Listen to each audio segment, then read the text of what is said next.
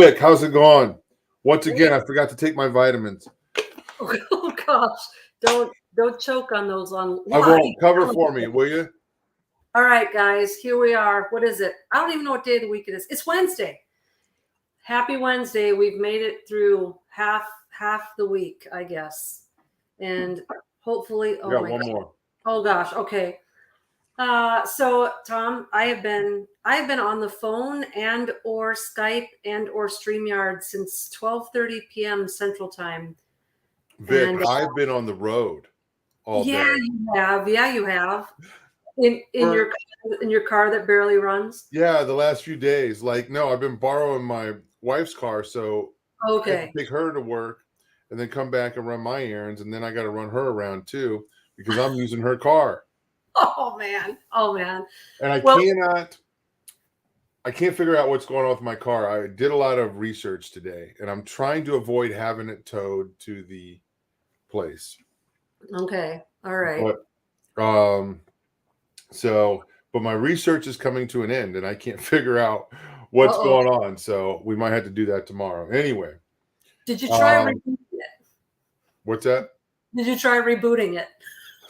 Yeah. Powering down, and I did try that. Yeah. Yeah. I took the battery. Yeah. Anyway. Thanks, though, for anything I can do. That's the extent of my shop classes in high school. Hey, guys, it's Wednesday night, the first day of February. Woo! And you know what that means? Next month is the conference, Vic. Oh, we've waited so long to say that. I know. Here we are. Hey, it's a short month, too. February. Okay, Out of the Darkness Spiritual Warfare Conference, guys. You guys are just people are signing up and getting connected with this, just saying, hey, sending us an email. Hey, we're going to be there. We're signed up. Can't wait. We can't wait either.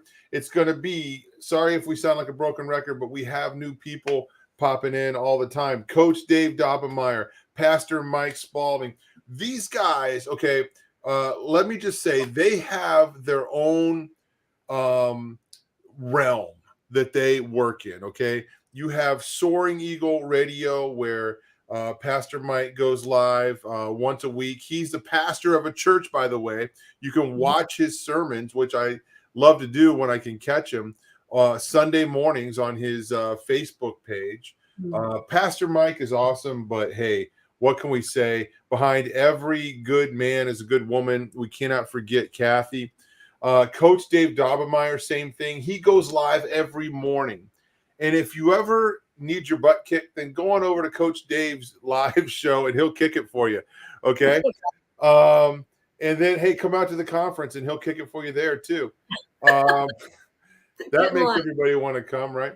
So Shatter Ops team, that is the team that has worked closely with Russ Dizdar. They're going to be there helping us do ministry. I got an email today from somebody that said, hey, I have all of Greg Reed's books. I'm coming to the conference.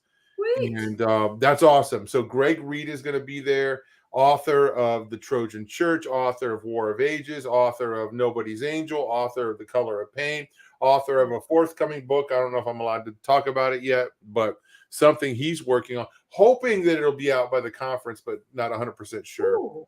So Vicky, you're going to be there. I'm going to be there. Colleen's going to be there. Pastor Sean's going to be there.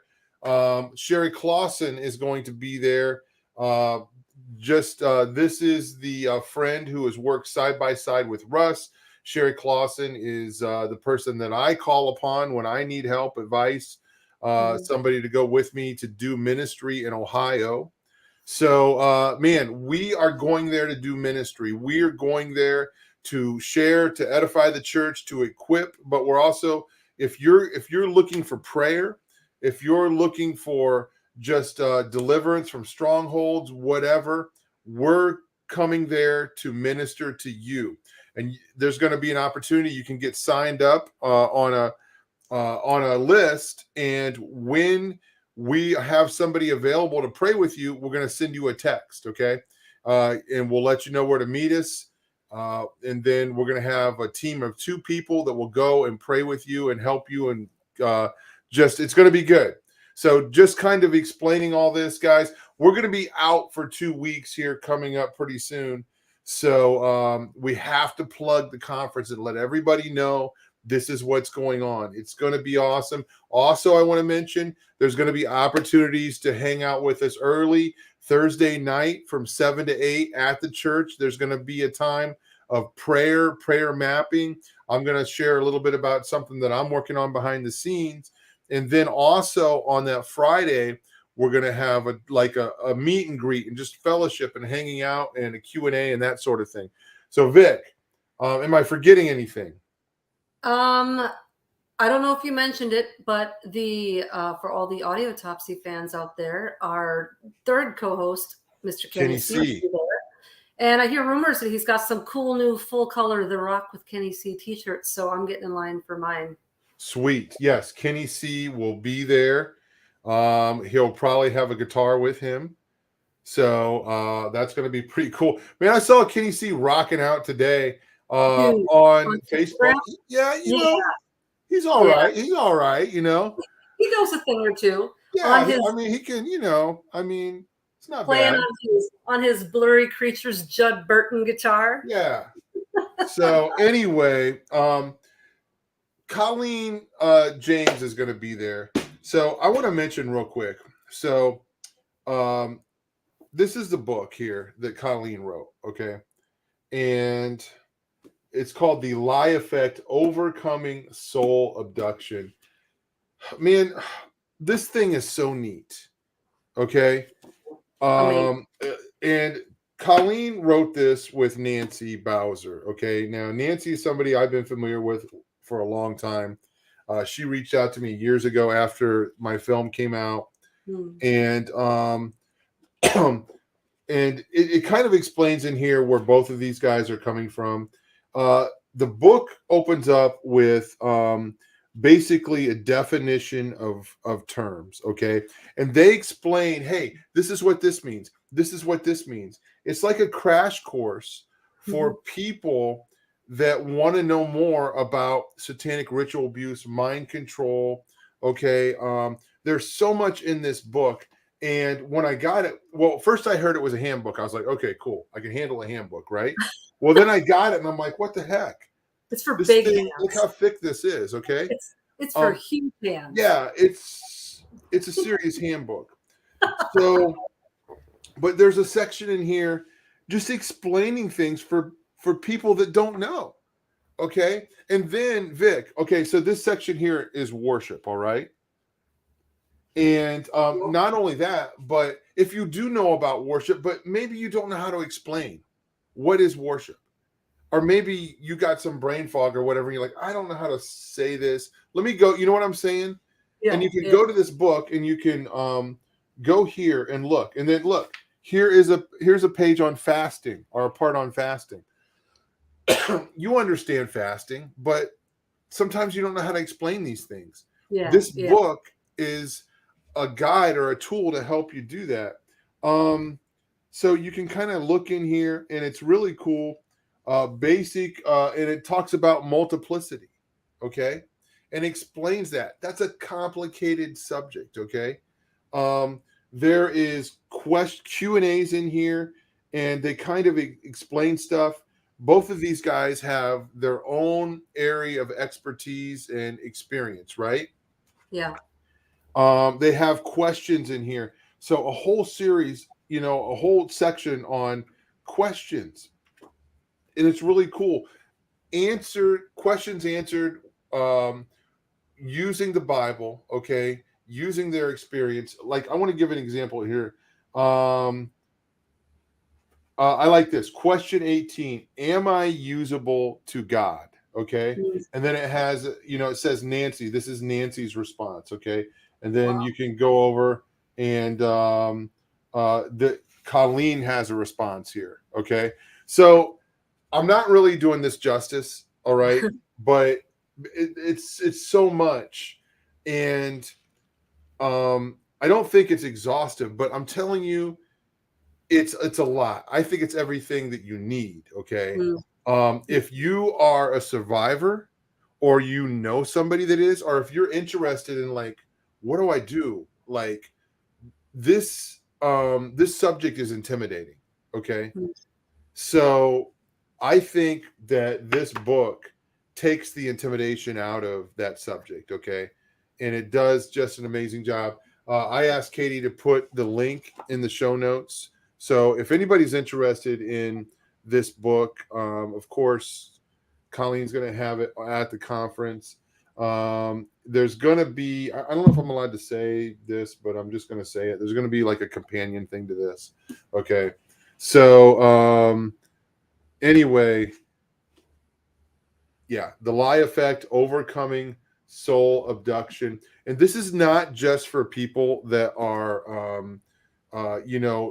traumatized through severe abuse. Okay. This is going to minister to people, no matter where you're at.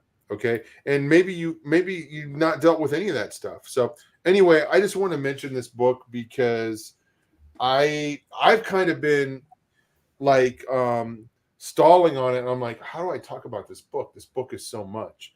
But I wanted to plug that, Vic, because Colleen's not very good about plugging her own stuff, so it's easier for us to do it for her. So it's definitely easier to let other people do that. But I can give a little plug. I get a lot of emails from people who've read my book, and when they specifically go into certain areas of things that they've experienced in their life, I always put a plug and a link to Amazon for that. And I've had so many people write back and say that they ordered the book and that they're reading it and that it's helping them. And I can't explain to you, but like as an author, the best thing that you can hear from someone who read your book, especially someone who's gone through real trauma that no one else has really been able to touch, is it helped. I mean, it seems like such trivial, feedback, but to have people that have gone through that level of trauma in their life say this has actually helped. And I've had a lot of firsthand people write back and say, thank you so much for that recommendation. So, yeah, something else about this book, it's like they did all the hard work for you. Yeah. Okay. If you can read a table of contents, then you can figure this out. Right. Right. So anyway, Vic, here we go. It's we call this we don't call it potluck. We could call this random blessing. Okay, that's kind of what we're going to call it tonight. It's like I had a pastor one time. He's like, I don't like calling it potluck because we don't believe in pot or luck. So we call it random blessing. So that's what tonight's show is. It's going to be a random blessing of dark news stories of things that are disturbing. Are you feeling comfortable? Are you feeling secure? We're going to disturb you. That's what we like to do, shake you up. Yes. That's right. That's right. Yeah, this will be good. This will be a nice potpourri of morbidity. I don't know. I got one story that I can't wait till we get to.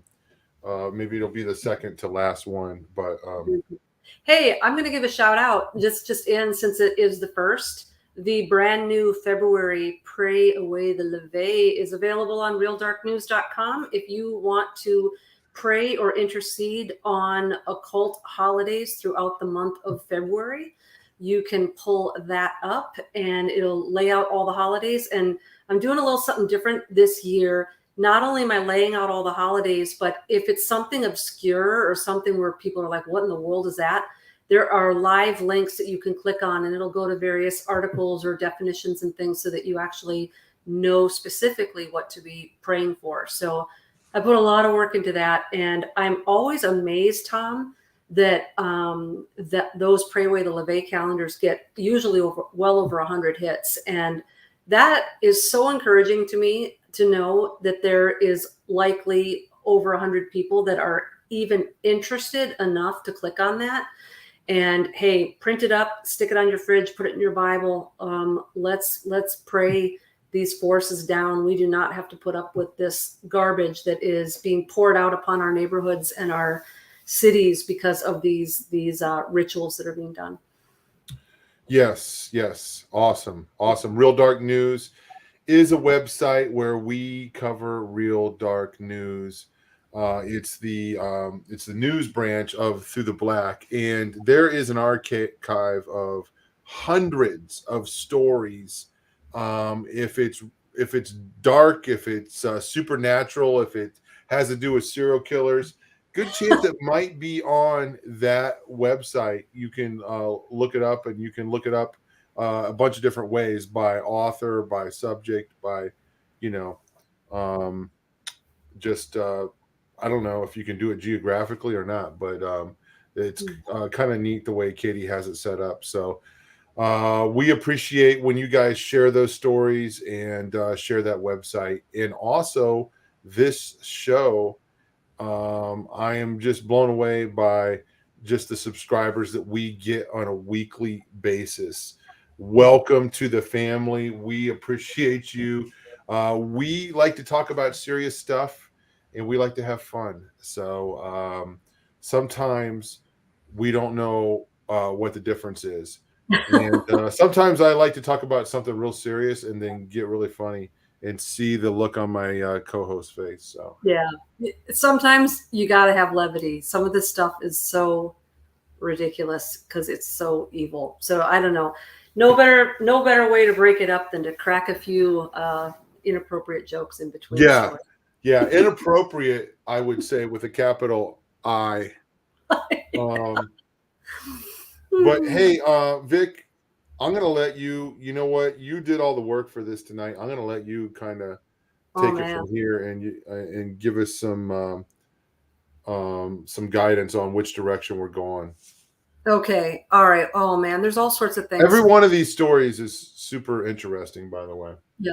So from the thumbnail, I'm going to kind of leave the thumbnail as our, climactic ending. So witch talk, we are going to get to that.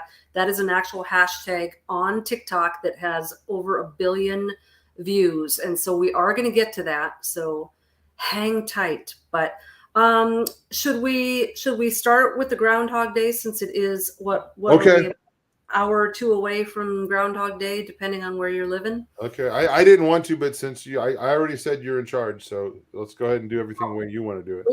Oh gosh, listen to this. See what happens when I'm left to executive decisions? No, I think it's good to give the people a warning about this in case. I mean, this is early enough. Unless somebody's watching this in the archives, they may not have known, and they all have to repent. But yeah, exactly. I'm telling you, anybody listening tonight, you have no excuse. Okay. Look, anything we can do to stop you all from going out and looking for Puxatawny Phil's shadow tomorrow, because we know how many people probably really do this. Yes. Oh boy, yes. I don't know. Yes. Okay, this is awesome. Yes, even Groundhog Day has pagan origins. You should know by now that all the good parts of holiday have origins in pagan and pre-Christian traditions. Easter eggs and bunnies, pagan. Christmas trees and Santa, pagan. But did you know that one of the weirdest American traditions, Groundhog Day, also has pagan roots? No? Well, we got you, babes. Let's explain. Okay, this is important. And you're gonna hear about the strategic placing, okay, of this ritual day. Go ahead, Vic. Yes. Yep. Little teaser. Groundhog Day, let's be honest, seems strange. The American tradition started in Puxatawny, Pennsylvania in 1887 as a bit of a publicity stunt for the town. But the trek to Gobbler's Knob to talk to a groundhog to see if he saw his shadow has much older origins. It comes from the Christian festival of Candlemas, or St. Bridget's Day, which was itself an assimilated pagan holiday which the Celts called Imbolc. Imbolc, which falls at the halfway point between the winter solstice and the spring equinox, is the beginning of spring in the Celtic calendar. It's associated with the return of light to the world after the darkness of winter. And so it is also a day that honors the Celtic goddess of light and fire, Brigid. Brigid was, like Imbolc, absorbed into Christianity and became Saint Brigid. On that Bridget's day, celebrants would light candles, hence Candlemas, and make beds for Bridget to visit and bless their house, make offerings to her, and engage in weather divination. Weather divination was vitally important to, well, just about everyone who relied on farming to survive back in the day, especially before the Industrial Revolution. Peasants all over would be pretty into knowing when spring would come and if their crops would fail or thrive. There are lots of methods, but one associated with Imbolc was not Bridget, but a different goddess, Caeli, or Bera, the Celtic goddess of winter. It is said that on Imbolc, Caeli goes to gather her firewood. The legend states that if she wants to linger longer in the world before retreating for the year, she will make the day bright and sunny so she can gather more wood. Therefore, if Imbolc is sunny and an animal, like a badger, snake, or say a groundhog, peeks out of a winter burrow and sees their shadow, that means winter will last longer. So that's where the small rodent looking for its shadow came from. It wasn't just the Celts that celebrated this, of course. There was German lore about Candlemas being a day of weather divination too. And that tradition is what made its way into America via the Pennsylvania Dutch. There are records of groundhog celebration before it was made official in Puxatawney, but it all relates back to these old pagan roots. Groundhog Day on February 2nd is one of those few remaining relics of a time when we were far more connected to the earth and the change of the seasons. And so while it's a great day to watch a Bill Murray classic or listen to the excellent musical, it's also a good time to think about where the tradition came from and how for some people this is the start of spring. Oh, also in France, Candlemas is a day for crepes, so that's a good thing too. Yeah. So, I didn't know there was a musical for. Yeah, I didn't either. Yeah, maybe something interesting will pop up on our screen. Oh yes, Vic. Oh gosh. Here's those irreverent jokes we were warning you about. Okay. Okay, let's talk about the movie first, okay? Okay. Have you seen the movie? Oh, of course. Okay, of course. okay. Well, slow down. I got you, babe. I don't want you to say anything that would spoil it for me because. What? Hold on. Listen to me. Mr. Filmmaker? What? I've never seen the ending of this movie. Oh. I've never seen the ending. I saw it, excuse me, years ago. I went to see it in the theater. And the movie was too long and I had to go to work. So I had to leave the movie early. To deliver your pizzas? No, I actually worked at a local newspaper. Oh. And I had to show up for the midnight shift. Yeah. So, and for however many years, 20 some, like almost 30 years, like anytime it's on, like I never see the ending of it. What? I've never seen the ending. I've watched a lot, the beginning over and over, like, past halfway through the movie. And that's I don't want to know. I'm afraid to look in the chat. Don't tell me how it ends because I want to see the end of this movie. But maybe I shouldn't now if it's pagan. Your whole viewing experience is mimicking the exact theme of the movie, where you just keep watching it from the beginning over and over again. And then it keeps being cut off at the same place. That's You're like weird. I never even thought about that. Embodiment of the whole theme. I never even thought about that. That's weird. I don't remember. Fiction. I don't remember how it ends either. I did see the ending, but it was all the bits in between that I was the most amused over. It was funny. So, great. That's awesome. Oh, great. Thanks. Nice. Nice. Okay. Oh my goodness. Well, the twist is the girl's the groundhog. Okay. Anyway, so apparently weather divination was a thing. Yeah, good thing that's not around anymore. Well, I guess it's safe to say that it's still a thing because we still have weathermen who try to predict the weather. I was thinking like harp, but yeah, that too. Yeah. So you were thinking like what? Harp. You know, all the weather. Oh yeah. You know, manipulation. But we don't believe in that, YouTube. So just leave us alone. Right. Yeah, no, that's not real. So anyway, okay. Well, that's interesting. There's a whole history there. Is there anything well, you know what? St. Patrick's Day is coming up in March. Uh-oh. And it as far as I know, it has nothing to do with drinking green beer. I mean, people actually do that now, but it's based on a Christian who was a missionary to Ireland, and he was not Irish. And I know this because I went to Ireland and I heard the whole story, and I went to the grave of St. Patrick.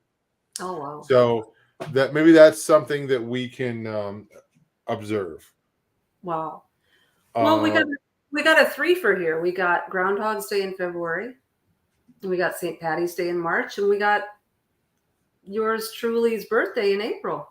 There you go. Don't forget about Elvis's birthday in January. I know, we missed it. Wasn't it like the 26th or something? The 8th.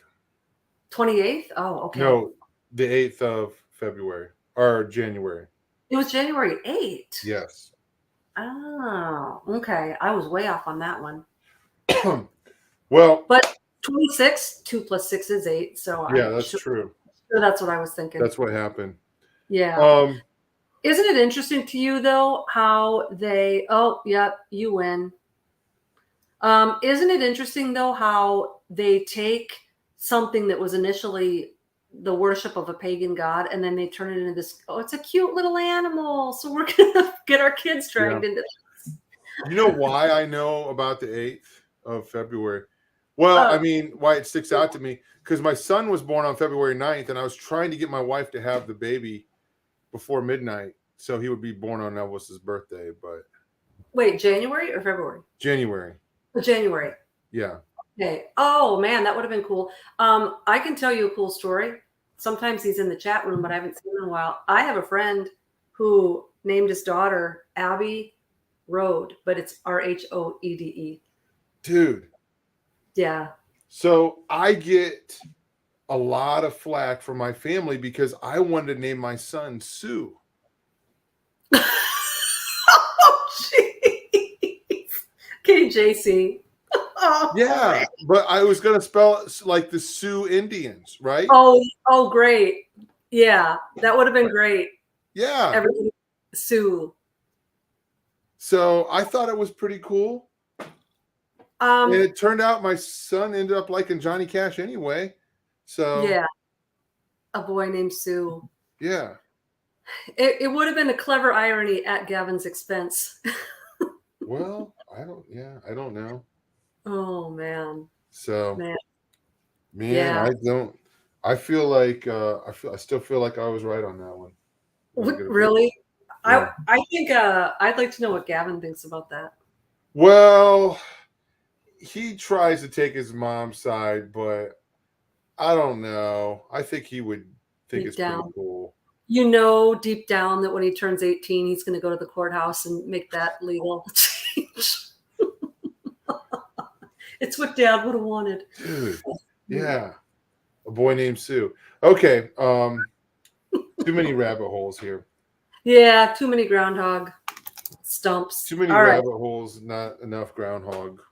Yeah, all right. You know, I mean, I heard about this when I was a kid. And of course, when you're a kid, you believe everything that you hear that adults tell you. And I was on the lookout for some groundhogs. You were? Were you? Did you never know this? Never.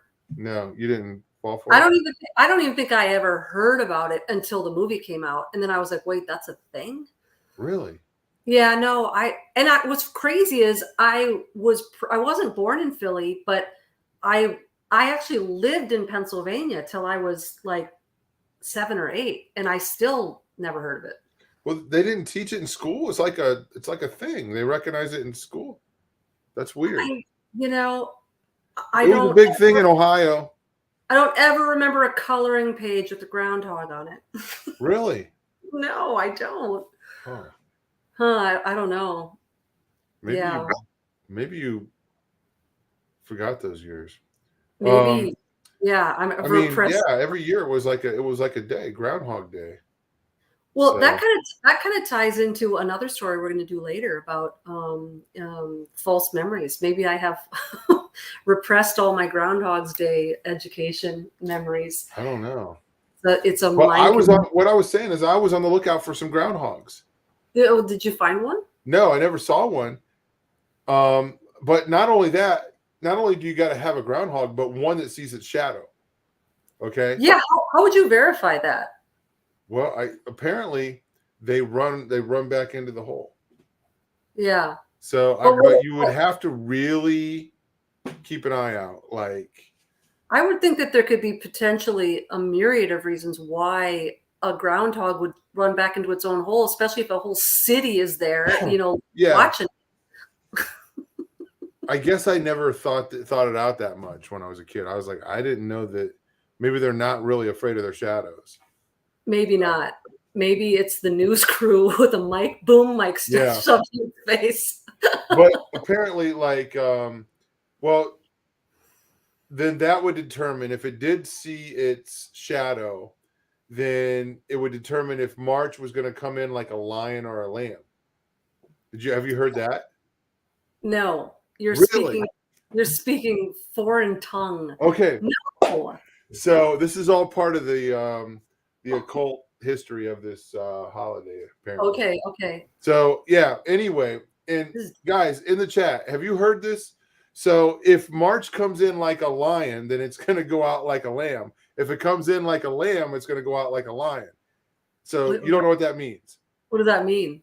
So, like, in other words, March in Ohio, I guess, okay, there we go. March comes in like a lion and goes out like a lamb. So what it means is if it comes in like a lion, it means it's going to be really bad, snowy weather, okay, in Ohio. And then it's going to go out easy. It's going to be nicer weather at the end of the month. But if it's vice versa, yeah. If it comes in like a lamb, it's going to go out like a lion. It's going to be bad weather at the end of the month. Okay. All right. And we colored lions and lambs too, by the way, if anybody wants to know. Yeah, right? Yep. Well, I think the lambs, we glued little cotton balls to them. Yeah. Yeah. This was elementary school, not high school, folks. Okay, thank you. I'm getting some support here in the chat. I have heard that expression. You actually had. We know this expression in New York. So I guess, yeah. I guess they decided not to teach it in Pennsylvania. You actually had art projects associated with this holiday? Yes. What? Oh my gosh, my mind is blown. Maybe it was like a little craft. Oh my gosh, what? It's all coming back to me. I'm having a recovered memory right now. So anyway, yeah. I think we beat this horse to death. No pun intended for beat this hog to death. Yeah. Yeah. All right. Well, see now. This is why I'm glad we started with the story with the most levity, because it'd be like really hard if we started talking about all this like horrible stuff, and then it's like, by the way, here's a story. It's going to get serious now, folks. Yeah. It's about we lured you in with candy, and you're about to get rocked. All right. Okay. This one, I'm kind of going from like levity. We're building to a crescendo here, guys. So, Katie, I'm doing the one now on Cyber News. Emma Watson reads Mein Kampf. This is like funny, guys, but it has nefarious implications if this technology is taken out of the realm of amusement and into the realms of, into the wrong hands. This technology could get bad. So 11 Labs Prime Voice AI tool has been dangerously misused to generate the voices of celebrities, including Joe Rogan, James Cameron, Joe Biden, and Emma Watson, spewing racial slurs and making outrageous comments. Stuff that doesn't usually happen if their voice isn't hijacked, right? Right. Oh boy. 11 Labs, a startup that aims to have created the most realistic and versatile artificial intelligence speech software, has found itself in the spotlight for the latest misuse of AI technology. It allows anyone to upload recordings and generate an artificial voice on their basis. 4chan, an anonymous message board, users rushed to try out the software by utilizing the voices of celebrities to read out various statements, from hate speech to propaganda and misinformation. Motherboard first reported the types of AI-generated recordings released on 4chan. As such, Emma Watson can be heard reading out a section of Hitler's Mein Kampf. In a separate audio, American political commentator Ben Shapiro makes racist remarks about a member of the U.S. Democratic Party. Alexandria Ocasio-Cortez, Sir David Attenborough's voice, was also used in a racist recording. The Verge went further with its own tests, cloning the voice of President Joe Biden to announce an invasion of Russia and admit that the Pizzagate conspiracy theory is real. So, okay, let's pause right here. I want to read this whole thing, but Okay. Wow, we've heard this before. We've heard people, or maybe a lot of us have seen deep fakes, right? Where they have these celebrities saying different lines, or they can mix and match, shocking deep fakes being exploited. So they can kind of like mix and match. Like I think maybe I've seen it before where they swapped out Arnold Schwarzenegger with Sylvester Stallone or something like that. Yeah. Right. Yep. And sometimes you can tell, sometimes you can't. But and I'm not sure where this article is going. Maybe they're saying that it's just voice. That would be a lot harder to tell if you couldn't see it. Now the deep fakes are really good. What's the Mockingjay or the Hunger Games actress? I think there was a video of her, Jennifer Lawrence, a deep fake of her, like it was her, but it wasn't her voice or something like that, and it made it look like it was her talking. Anyway, this is kind of crazy. I mean, obviously they could do a lot of damage with this. We already have a media that twists the truth without doing this, and they are very good at it, and they are very effective in changing people's minds about politicians, about celebrities, about other commentators. So how much an occasional court, I mean, how much more damage, you know what I'm saying, can this do? Interesting. So anyway, so I got a little theory. This is just my own little theory. That's, I put together through the years, because, technology that is released to the public has already been around a long time. Right. And so I kind of, in retrospect, am looking at that whole Mel Gibson racist rant, anti-Semitic rant thing a little bit differently. He enraged all of Hollywood with his Passion movie, right? Mm-hmm. And then all of a sudden he's this, racist drunk. And there, years later, when he sort of kind of got let back into the Hollywood club, he was introduced on some, I don't know if it was Golden Globes or Academy Awards or whatever, and he was called up on stage to read one of the winners or whatever. And so the guy who was announcing him said something about, he called him on the whole like racist rant thing, and Mel Gibson said, "I don't know, why don't you ask the person who really said it?"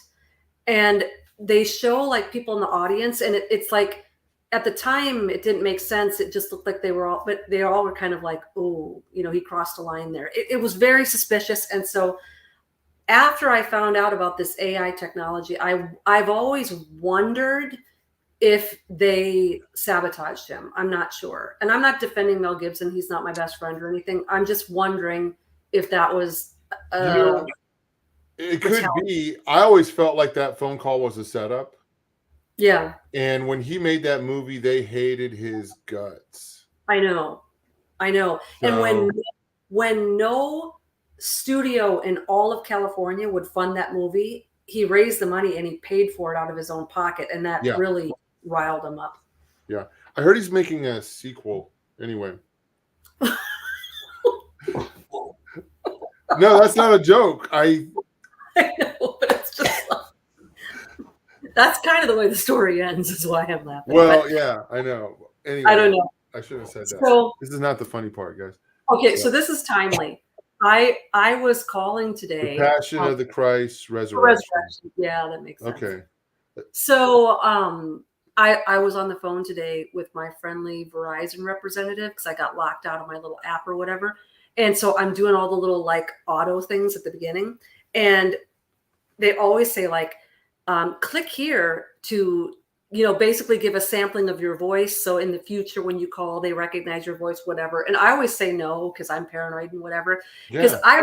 I read a long time ago, and it's not like they can come on YouTube and get 10-minute sample of my voice. Like, it's not like they can record my calls. They can still get it anyway. It's not like I'm naive to the fact that they don't have 10 minutes or more of my voice. But if you have a 10-minute sample of someone's voice, it has all of the vowel soundings and the consonants and the plosives. It's enough of a sampling where you can mimic the voice. And so, you've got all this AI now that like wants samplings of your voice. And, I'm all like saying like, okay, Dad, in the future, we have to come up with this code word so that if anything's ever sus, I can like know you're not really my dad. And this is why I love having my dad, because he's like, yeah, you're right. You know what's funny? What? There's a couple things funny, but one thing is funny is you just used the word sus.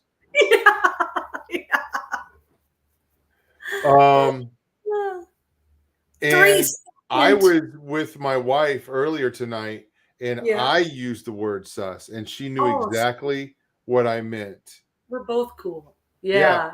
And I was talking to my wife, and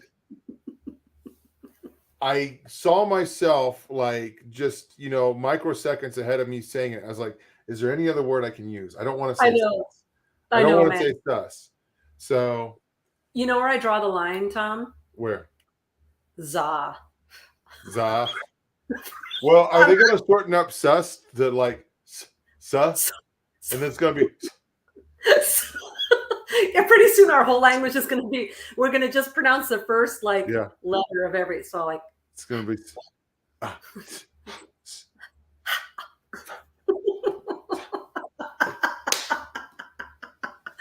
Oh man. So I don't want to gloss over that.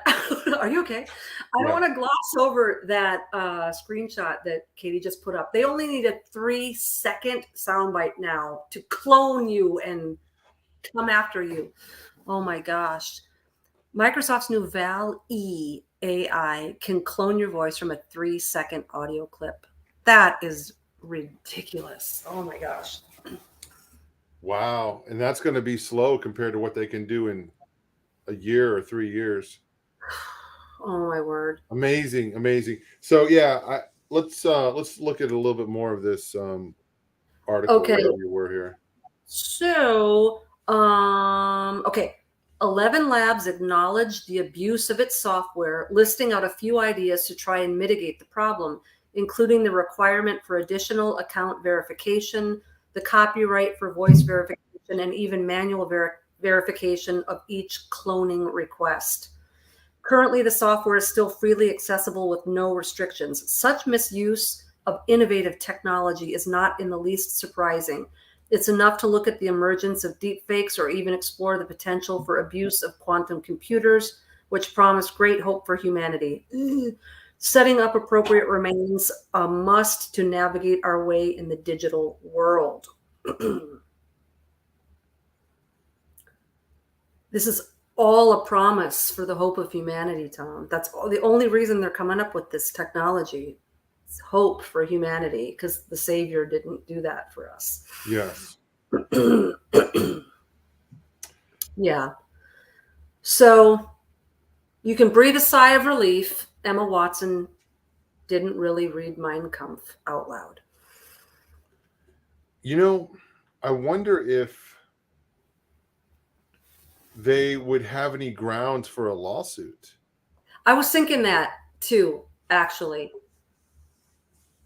There's this whole new need now for cybercrime, because you've got the whole cyberbullying.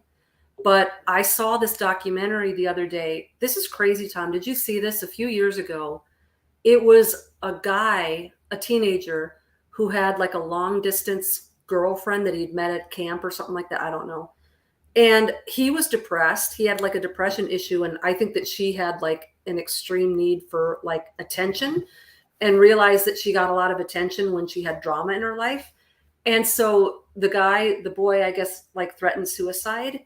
But, they had pages of texts where she was like, using text messages from a remote location, a different state, to like coerce him into the suicide. And like at one point he got out of the car, because he was gonna do the carbon monoxide poisoning.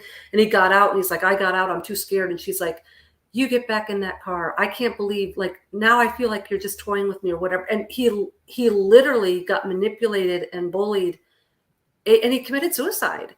And it went to trial, and I think she got some sort of penalty, but it was mild considering it resulted in manslaughter. You know what I mean? So I don't even know what we're going to do with our legal system now, with all of these, the tech, like the different ways that technology can be used to purport crime, So in a world where they are nationalizing suicide, woman spends the 15 months in texting suicide case. 15 months. Gosh, what kind of a sick person does that? Where they're in Canada, okay, of course they have this program where they're going to help you kill yourself. Yeah. Are we heading towards a world like maybe, 15 months is a slap on the wrist for, this guy was completely manipulated. I'm just trying to think of another scenario where you wouldn't get away with that. You wouldn't get that slap on the wrist. You know what I'm saying? Yeah. Yeah. I don't know. Yeah. What I was saying though, like in Canada, they have this assisted suicide. So a suicide is becoming more accepted. So why should this girl get, prison time or in trouble? She was just a suicide assistant. It was all she was. Like she was trying to encourage the guy, trying to help him. I'm sure the government's going to do the same thing in Canada. If these guys, get cold feet, they're going to be like, come on now, you can do this. Yeah, right. This is the hypocrisy. It's such a contradiction. Like what I had just read, all of this technology is hope for humanity, but at the same time, they are doing all this stuff to the point where people don't even have a sanctity of life anymore. So what sort of hope do you have for humanity when you want us to all turn into transhumans, and you want to depopulate, and you want people killed and murdered and suicided? And hope for humanity if you don't even care if we live? There's such a contradiction there. Yeah. What exactly are you hoping for us, So this is a good place to stop and give a commercial for Jesus. Yeah, let's do it. You know what? Jesus loves you. This I know, for the Bible tells me so. Little ones to him belong. They are weak, but he is strong. I was hanging out with my friend Rob tonight, and we were solving the world's problems over lemonade. And I was kind of I was telling him about the show last night, and what we were talking about, and just kind of how torn I am about these things that are happening, Yeah. and the need for evangelism, and the need, and we're sitting there, we're trying to figure out, how can we be more effective? How can we win more people? How can we reach more people? And we're wondering that on Through the Black, and Rob and I are talking about it. I like, what James said last night. The gospel is effective. The gospel works. We just got to share it. Yeah. And I believe prayer works. And if we know somebody that we have a burden for, we could pray for them. these people that are doing these things probably have nobody praying for them. Yeah. I think, go back a few generations. Most people had one person praying for them. And then, as we move forward in time, the people that are covering, these kids in prayer are slipping away, and we see, no doubt. Yeah. Folks, I believe in the power of prayer. I believe in the power of the gospel. Okay. I'm not ashamed of the gospel. Is the power of salvation for those who believe, first for the Jew, then for the Greek, Romans. Okay. So, I don't know what God's calling you. I don't know what your gift is. I don't know what your talent is, but we are surrounded by people that are practically begging us to tell them about Jesus. Yeah. And yeah. And just not only telling them, but showing them his love and his compassion, who he is. It's one thing to say, hey, Jesus loves you. It's another thing to show that he loves them. And we are the tools that he works through.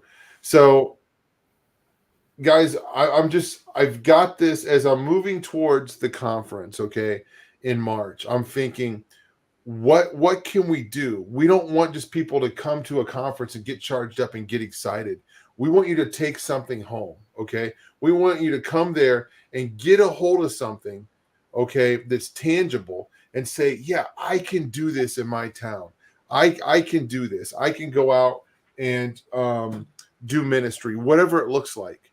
Maybe it's a prayer drive, maybe it's evangelism, maybe it's a Bible study. It could be anything. It could be all those things. Okay. I'm blown away by Ian and what happened down in Dayton, Ohio. Yeah. Okay. And I hear stories of people that listen to the show, that watch the show, and they just, I love hearing it. Thank you. Yes. Send us your testimony. We want to hear, okay, what you're doing, because we're inspired from it. Iron sharpens iron. And there is a world of people that need the Lord, and we need to hear those testimonies because it encourages us. Okay.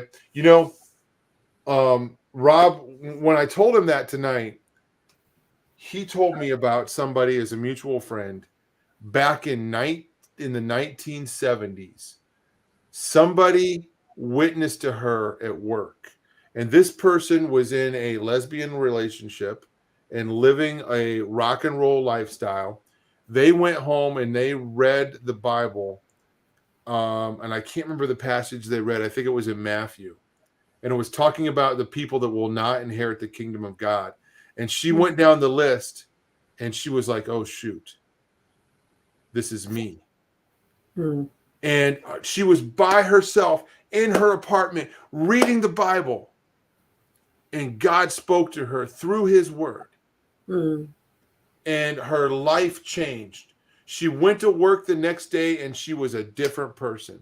And everybody recognized, like, what's going on with her? What's going on with her? So anyway, I wish I could tell the whole, I'm not going to do it tonight, but one day we'll tell the whole story of this lady. But anyway, the gospel works. God's word works. And we're just praying for the soil to be good soil where it will receive the seed and grow fruit. Vic? Absolutely. One thing that I've discovered, and I don't know why I was so surprised, but one thing that I've discovered with all of the podcasts I've been doing recently, and like secular ones even, is I went into it thinking people were going to like be cutting me off and turning off the mic and everything as soon as I started bringing up Jesus, right? And I've just come to realize that people are so hungry for truth. They know that the news is false. They know they're being lied to. They know there's propaganda out there. They're just so thirsty for truth. And Jesus is the truth. He's the way, the truth, and the life. And so despite themselves, sometimes, even if they think they don't want Jesus, because they want the truth, they do want Jesus, whether they know it or not. And so just don't buy into this garbage that is out there that, the woke people are going to get mad, or you're going to get banned, or you're going to get shut off, or you're going to get in trouble, or you're going to get sued. No, we're just going to keep letting our lights shine. We're going to keep proclaiming Jesus' name, because people are hungry for truth, whether they know it or not. That truth is Jesus, and they are going to gobble it up when they get it. They're starving for it. Amen. Amen. And Vic, we were talking about it, just if we had a L.A. Marzulli or a Judd Burton, that were in churches. I know that we're frustrated with churches, but you never know. Maybe you could be the one to teach a class, to share with somebody sitting next to you in a pew. I'm frustrated with churches too, but God has used me in churches before, and in ways where I'm like, and it was God's idea. And I'm like, these guys can't be helped. And I felt inspired by the Lord, like, dude, are you sure? And everything worked out. But anyway, we got some more news stories to cover tonight. So, well, so Tom, I'm going to skip over some of them. I figure we're already just at about an hour, and we haven't done witch talk. So I think we better do. Okay. We better do witch talk. Yes. And let these poor people get to sleep. So I'm pulling up the BBC article here, Witch Talk. So Witch Talk, you guys, is an actual hashtag on TikTok. And that's what we're going to be reading about. Hey, by the way, TikTok, I just want to say, Vic, I recommend everybody getting that app. It's very wholesome. It's very healthy for you. We love it. Yeah, it's great. And you won't waste, hours and hours watching these things. Don't believe all of the haters out there. Hey, and don't worry about it. China made it. That's okay. They have our best interest in mind. So they do. Carry on, Vic. And you never know. You might be scrolling through some reels and see some guy in the middle of a snowstorm running and jumping in a snowbank in his underwear. These things happen on TikTok. And you can pray for that guy. Yeah. You can pray for that guy. Oh, all right. When you think of TikTok, dance challenges, comedy creations, and the latest earworms, that's just a gross word, probably spring to mind. But one of the latest trends is focused more on spells, potions, and prophecies, witchcraft. Videos with the hashtag WitchTalk have amassed more than 30 billion views, and it has made it easier for would-be witches to learn about it. Creators say it's bringing the community closer than ever before. TikTok's hashtag witch has received nearly 20 billion views. Hashtag witch TikTok has nearly 2 billion views. And hashtag baby witch, a hashtag for those new to the craft, has more than 600 million views. Ayla Skinner, known as Witch in the Wilderness on TikTok, lives in Cornwall and has amassed followers by performing what she describes as spells and magic. She says it makes her feel empowered. Witchcraft, paganism, it all gives you a bit of control back. You can live your life how you want. I live my life magically. I do magic every day. It gives people a real sense of individuality and the power to do things themselves, she said. Ayla believes TikTok has enabled people of all ages and from around the world to be a part of the witchcraft community. Witchcraft years ago, you had to find a coven and get initiated and trained. Now you can go to your local bookstore and grab a witchcraft book or book about crystals, she says. TikTok has changed the way we practice witchcraft. It's so acceptable now to learn from social media. Witch Talk content includes live streaming tutorials, educational videos, and documenting the day-to-day lives of witches. Frankie Castanea is from the USA and identifies as a gender-fluid Italian-American folk witch. Oh my gosh. Frankie has 1.4 million followers through their Chaotic Witch Aunt TikTok page and has amassed more than 90 million likes through sharing content about witchcraft. The 24-year-old said witchcraft in different cultures has different connotations. Witchcraft is not a religion. It's a belief. It's a spiritual practice. The term witch is one people elect to use themselves. It's so broad and encompasses so many traditions. Witchcraft can have connotations of the dark arts, but Ayla believes magic can be quite misunderstood. Hollywood and Disney have created this very dark, very evil character, which isn't necessarily true, she said. Man, even the witches are down on Disney. Professor Diana Purkis from the University of Oxford is the author of A Witch in History. She examined the skepticism surrounding witchcraft, which she calls one of the oldest human societies. There are witches in classical times, in Greek and Roman literature, she said. Historically, witchcraft was viewed as an explanation of sudden and unexpected ill fortune, such as the death of a child or a bad harvest. Dr. Isaac Nijhuis, senior lecturer at Brunel University, London, specializes in African witchcraft and says it's a form many people around the world still believe to be true. In Europe, witchcraft is seen more as the use of magical powers for any kind of purpose, largely for healing, he says. Whereas in Africa, envious and jealous people use witchcraft in the purpose of harm. In Africa, no one would own up to being a witch. The practice of witchcraft is secret and operated at night in hidden locations. Their identity is always concealed, he said. But Ayla believes the growing popularity of witchcraft is here to stay. Just like nature has light and dark, so does witchcraft, and it's how you choose to use the light and the dark, she adds. Whew. They said TikTok is changing the way that they communicate. It's helping witchcraft grow. You know what's scary to me, Tom? When she said you used to have to go to a coven and get trained and initiated, Yeah. and now, hey, guess what? If you're not getting the training and the initiation and you're not under the umbrella of that organization and you're just on TikTok taking the advice of people claiming to be witches and warlocks, which they may be or they may not be, that may just be a way of getting likes and hits because it's a trend. This is the kind of stuff, Tom, if you dabble with this stuff and you don't know what you're doing, you can be in a world of hurt. So I don't think it's an advantage that it's becoming this accessible. What it's going to do is give people just enough information to be really dangerous. Mm-hmm. And obviously, earlier I was being very sarcastic about TikTok. There has been just all kinds of exposure on this app, and what, for example, the things, and we're going to come back to talking about this witch talk here in a minute, but a lot of these things from the TikTok app aren't even available in China.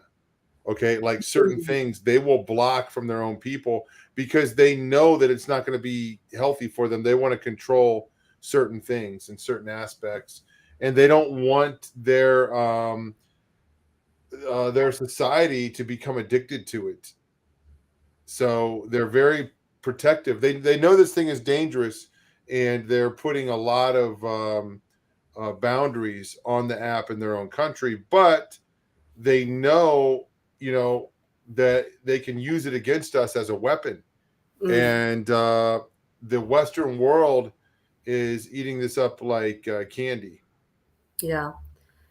Billions and billions of views, Tom. Isn't that sad that we've come to a place in the culmination of world history where the gospel is boring? Churches are either closing down or they're turning into entertainment facilities, but billions of people are interested in the occult. Yeah, it is. And it goes back to the same thing. I think about this all the time. And we want to reach more people, right? We would love for our channel to grow and, for more people to get trained and, ministered to and all that. But the road to heaven is narrow. The road to hell is wide, and we're not, the Bible already tells us in a way that we cannot compete with that. Yeah. Okay. There's pleasure in sin for a short season. So yeah, it is discouraging, but it's reality. We're just going to keep, fighting, but yeah, billions. Yeah, it's crazy. I just think it's important. I mean, I think that this is probably obvious to a lot of people, but just for parents and grandparents out there, the TikTok videos your kids and your grandkids are going to show you are going to be the fun ones. It's going to be the dancing and the silly pranks and like the cute animals and things like that. But just understand that at your kids' fingertips is stuff like this. And all it takes is when you scroll through reels, they're unrelated. It's just one after the other. And so you could be watching a bunch of cute, like little crafting videos or something. And then all of a sudden something like this can just be there. And it can plant a seed of intrigue in these kids' minds that they're probably not going to, sit and talk about at the dinner table. So just understand that these things are one swipe away from your kids. Yeah, a few years ago, my wife and I went to a some kind of a special assembly for parents after school, and it was about the dangers of the internet. And this was about grooming and how people can pose as somebody else. And this woman got up there and just told story after story after story about how young girls were lured out of their house in the middle of the night because they thought it was somebody else that it wasn't, and kidnapped and trafficked. So that's one aspect of the danger of the internet. A friend of mine was he was a high school resource officer, which means a police officer that stays at the school. I remember it was about 10 years ago.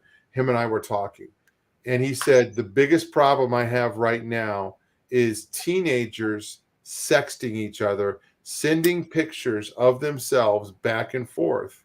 Okay. And then it gets shared everywhere. And he said, it's out of control right now. This was happening over 10 years ago. So we see how quickly, as technology advances, okay. What was it? It wasn't TikTok back then. What's the, there's an app where it disappears. You show it. I forget what it is. Snapchat. Yeah. So, it used to be Snapchat. So anyway, as technology advances, the world is right on top of it. The devil's right on top of it. Right. And you know what I mean when I say that. And the church is just sitting back and we're like, hey, what's going on? What was that? It went by. You know what I'm saying? And they don't have a clue. I think we should be cutting edge. Be careful what you're playing with. You can definitely use TikTok videos as ministry tools. We do it here at Through the Black all the time. Okay. Yeah. So, but it's really playing with fire in a way. So you got to be careful and know that when you have the app or you use the website or whatever, that they're not only are you watching these videos, they're looking at you, they're tracking you. That goes to, the problem with that is it's a demonic communist country, government that's doing it. We have our own demonic government here, working with big tech, doing that to us. So I guess that's the difference. Who do you want to be? Who do you want to be exploited by? Your government or another government? None of it's good. So, yeah, absolutely. Just within the last week, I've gotten 2 notifications from 2 different friends living in 2 different states who don't know each other. And they're both believers, but neither one of them are like red pilled or into any of this kind of stuff. And I got 2 emails just this week saying, I'm shutting off all of my social media. I'm deleting all my apps. This is distressing to my soul. It's wasting my time. And I just kind of think as time moves forward, we might be seeing more and more of an exodus as things get more and more evil and gross and dark. Then the more grieved the Holy Spirit living in us becomes. I think we're probably going to see more and more of a necessary separation from that stuff because it's only going to get darker. Well, Vic, it's no fun to hang around that stuff. and you can No. feel it. It wars against your spirit, right? Yeah. And the closer you are with the Lord, the less you want to have to do with it. So I agree with that. There's going to be there's going to be a game changer, or a deal breaker, right? It's like, okay, we can't go along with this anymore. So this is when we have to opt out. If we don't all just get blocked first. Right. And that would be a good thing. Okay. So, I want to mention real quick, since we're talking about apps and electronics and all that, just one of the things that was said recently by Klaus Schwab. You know who that guy is? Mm-hmm. He, I believe it was him talking recently at Davos, saying that there's a high possibility that we're going to have a cyber attacks, okay, in the West, and they're going to be caused probably by Russia. So, coming from a very trustworthy source, so just make sure you trust that guy. Hopefully, everybody can pick up on my sarcasm. So, anyway, this would not surprise me, but ultimately, though, I don't think they want to turn off our phones or do too much of that, because these are great tools of control. You know what I'm saying? They're great tools of distraction. Yeah. And it's great for them to get their message out. One of the things that backfired for them about the pandemic was shutting down schools, and then kids going home, and the parents are finding out, hey, what are they teaching you? Or also finding out, hey, I would rather teach you, or I can do this better, Yeah. Not to mention a resurgence of an appreciation for family time, which no one has time for. Yeah, it just seems so funny how it doesn't matter how many times they walk past that pile of doo-doo, they have to step in it. It's like they continuously come up with these plans of destruction that just blow up in their face. You think that they would figure it out by now? I agree. It's kind of crazy living in this world. My friend Rob said tonight that, when we were younger, the kids living now that are alive in 2023, and when I say kids, I'm thinking of like 18, 19, to 23 years old, to 25 years old, even up to 30. I call them kids, right? So these kids, their world is vastly different than our world was when we were their age. Now, maybe our parents think the same thing, but I think this is even a more, I think the gap is bigger, right? And the world that they're living in, and I try to put myself in their head. I try to think of my son, 16 years old. I'm like, what is he thinking right now? What is he thinking about the last 3 years? And how many times have I apologized to him and said, hey, sorry things ended up like this and you're going through this. We didn't have pandemics when we were kids. We didn't have all of this tyranny and these mandates and all this craziness and all these lies. And for our kids in our house, it's easy, for them to see this because we teach them about this. Yeah. But everybody that they're going to school with or that they see on the street, they're completely oblivious to the truth. Anyway, I don't know how I got on that subject, but I believe that the shock, maybe it's not shock. It's got to be some kind of trauma, I would think in, 20, 30 years down the road, when these guys see a surgical mask, that they're going to get triggered, like about, PTSD from something that happened when they were a kid.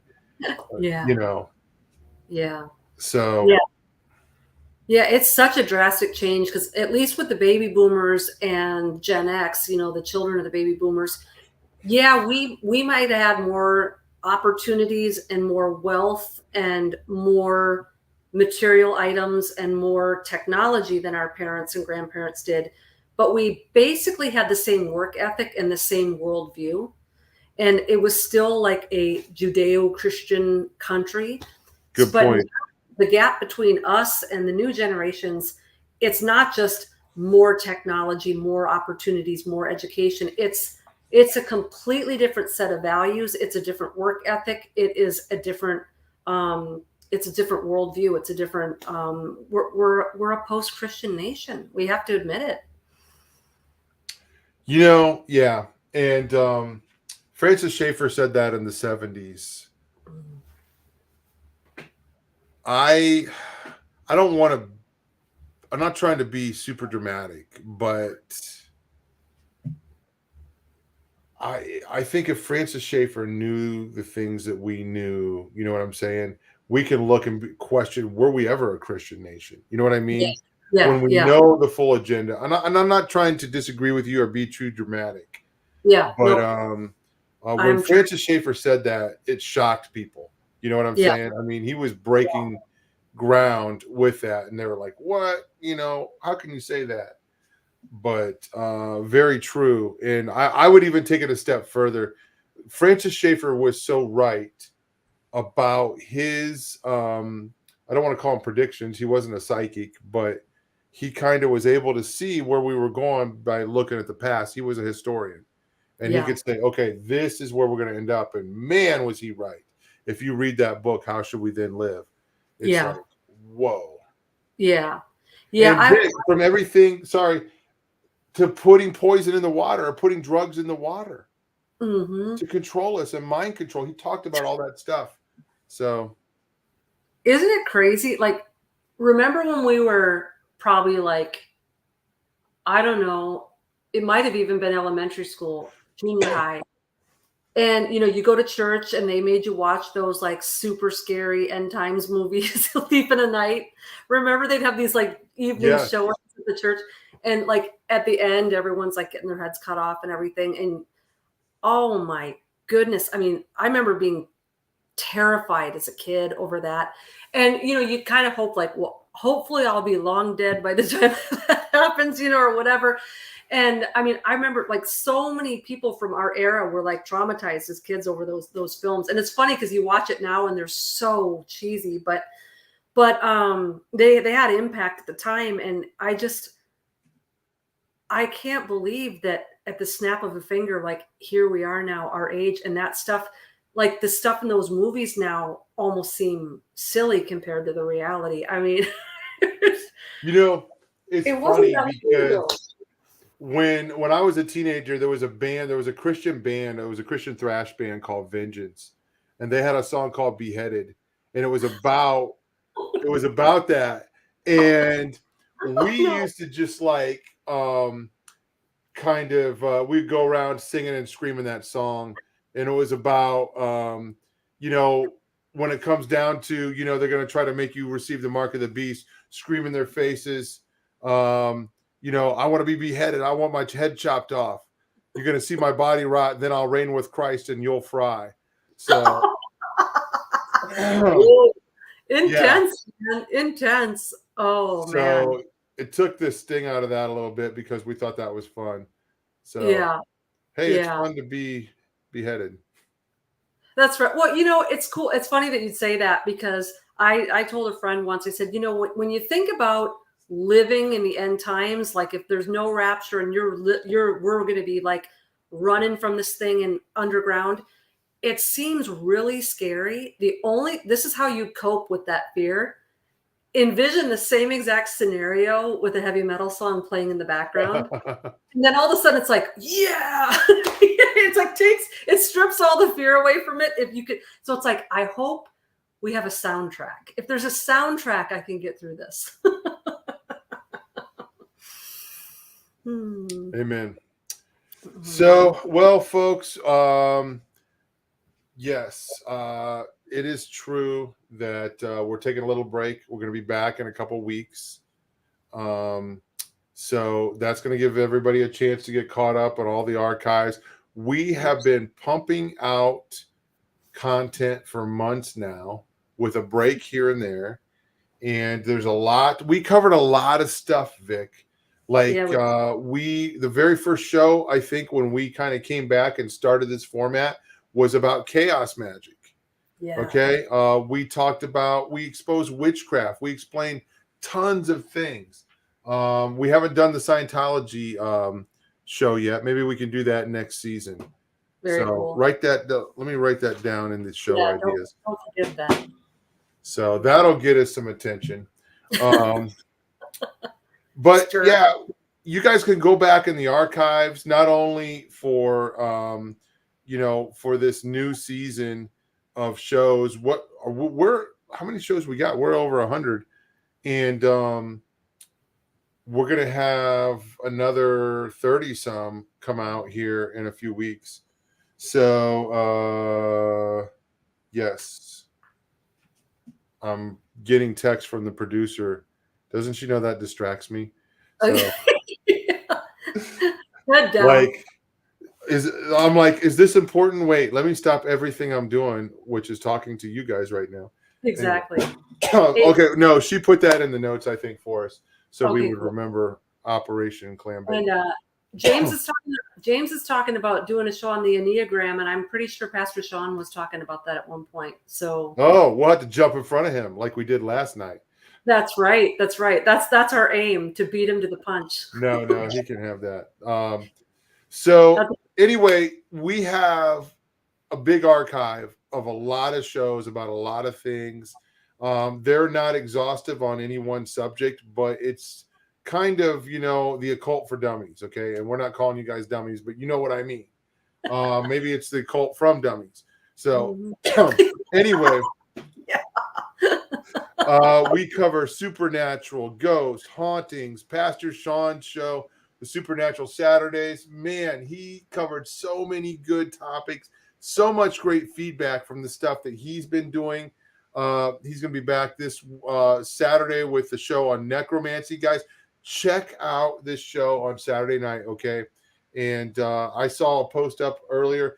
They're asking, pray that this show will be used to reach people. And that's what we want, really.